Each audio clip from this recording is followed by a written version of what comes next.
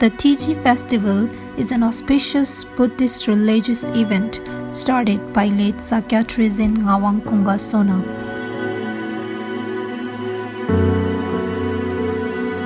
A scholar who was brought by King Samdubrabdin of Lomantang at the end of the 17th century in order to cleanse the territory of demons. During that time, the monks had been residing in Chode Monastery and performed Vajrakila practice associated with rituals that last for 3 days. Vajrakila is a practice that was introduced in Nepal by Guru Rinpoche or Padmasambhava, the tantric master in the 8th century. Since then, monks of Chode Monastery perform this religious mask dance every year. Generally, Tiji Festival happens between the month of April and May, considering the Tibetan lunar calendar within the capital town, Lomantang.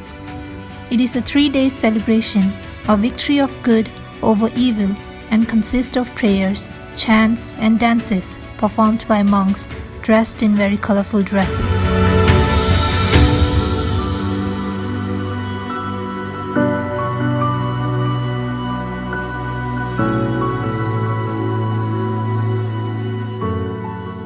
The Tiji Festival is celebrated in the northern Mustang region of Nepal, bordering with China by Kerala. It has been considered the lowest drivable path between Tibetan Plateau and the Indian subcontinent. It is currently being planned as a vehicle border crossing between China and Nepal. One of the main reasons of international tourists to visit Upper Mustang is for its vibrant religious Tiji Festival, locally known as Tenchi. To reach Upper Mustang, flight is the best option to save your time. Majority of the travelers from Kathmandu drive to Pokhara and take a flight to Jomsom. From Jomsom, some prefer to trek and others drive to Upper Mustang. If you have enough time, then trekking is recommended to experience the authentic culture of Loa, that is locals of Mustang. Among the 3 major temples, Thupchen and Chode Monastery will remain busy during the Tiji Festival. All the 3 days, monks chant prayers in the morning. If you are a morning person, then you can participate and assemble with the monks in Thupchen Monastery.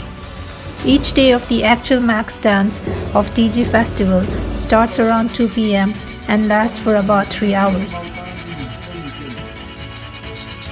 In the morning of the first day, you could see locals sweeping the palace square and sprinkling water into the alleys and the main square where the dance would happen.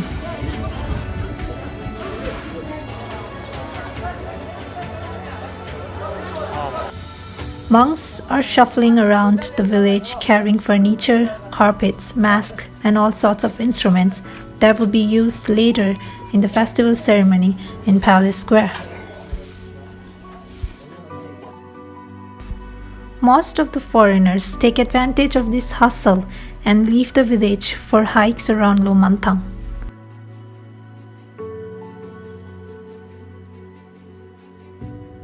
Marzong is one of these places. The collection of caves, all dug in one impressively large rock, pocked with holes in its entirety. Locals say that it used to be both living quarters and meditation caves of Pempo Lamas in the early time. There are numbers of things that you can do, such as horse riding, 4-wheel drive, visiting yak herders,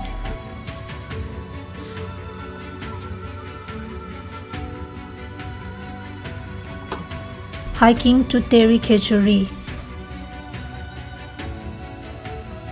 hiking to Tingar, and exploration of caves and monasteries in Chosar.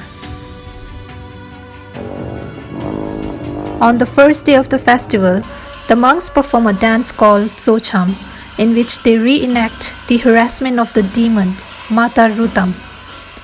The sacred dance is the part of the meditation practice based on the Tantra texts related to Vajrakila. Its original name is Tempa Tserim, that confers the benefits of Buddha's teaching to all sentient beings. According to the Buddhist tradition in Mustang, the performers of this dance received the empowerment of Vajrakila, especially the Zo, who had to complete a 3-month meditation retreat before the festival. Tiji Festival is attended by the members of the Mustang royal family as well as by all the villagers of the 7 provinces of Upper Mustang who come to witness this sacred dance.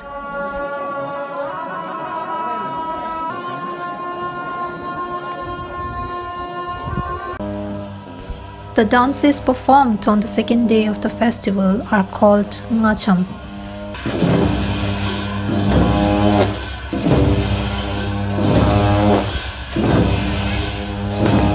That has different significance. It marks the birth of Dorji Sonam, whose demon father is watching the event from under a blanket in the middle of the square.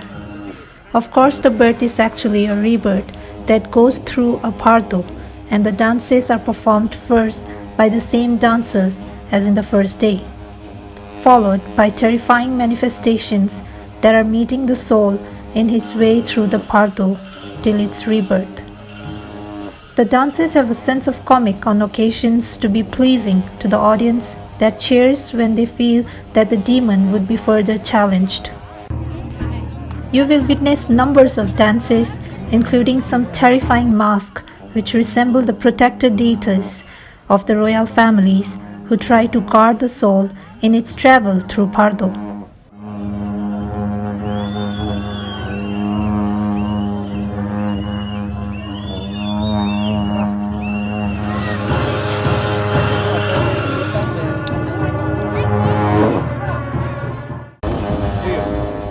Dance of skeletons who come shivering are the deities that come to receive the soul of death.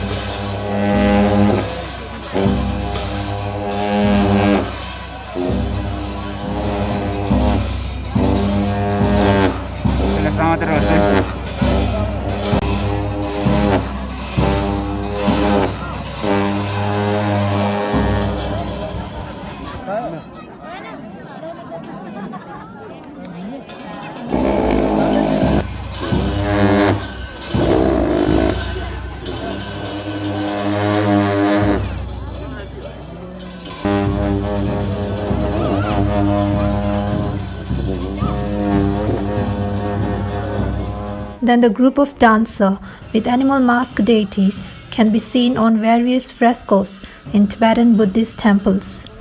Bird, tiger, horse, pig, etc. The dog mask performer keep conferring over the box that contains the demon, Shampa, and he give a piece of death Shampa to all the surrounding mask deities who they are able by this process to vault them into Buddhists, transforming them in protectors of the dharma and fighters against the demon.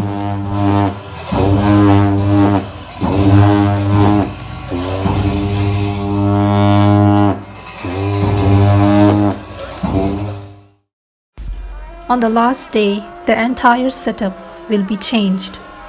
No more circle for the dancers. The place for drummers will be in the middle of the square. The audience is quite small. Most of the foreigners will be left already because of the limited 10 days of permit. But the third day is the most interesting of entire festival. All the villagers of the entire upper regions surrounding Lomantang assemble in one tiny square. If you are planning to visit Upper Mustang during this grand festival, we recommend every visitor to attend all 3 days to witness Tiji. The haunting music of the telescoping trumpets and drums give way to the Zo, who is impersonating Dorji Sonam and is keen to destroy once and for all the demon. Zo uses different Buddhist tools such as the 3-colored rope, Tibetan bell, the purba or dorji that is carried by all lamas. Then the entire team of performers walks outside the ancient wall with chanting and spiritual music. You will see how the local people are mesmerized by the sounds and elements of the entire show the monks were able to put together. This will end up in an open field at edge of the town. In the field, Zo does his final shuffle. He starts his dance by the incessant drumming, haunting horns.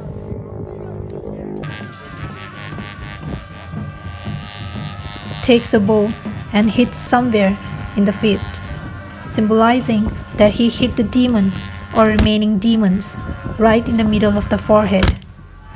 He takes after that a slingshot and sends 2 stones in the same direction, hitting symbolically the demon again. All is done on the background of gunpowder fired from old muskets by the many locals in charge with this task, probably about 10 shots at a time. The noise is terrifying and is supposed to scare any other demons that may have had any ideas to come on this realm. Zo's last act is to recite prayers and dispose of each of the demons' food, a process done with the same noise of gunpowder muskets. The job completed, Zo and his entire monk's retinue start to get back in town with all the audience following in pursuit, and all pass together inside the walled city. Now cleansed of all evil, stepping at the main gate over a hay fire, where everyone is supposed to spit out all their evil left in each of them. Then all the masked dancers, including the Zo, return to the palace square, where the king and the locals offer Tibetan scarf to all the performers to show their gratitude.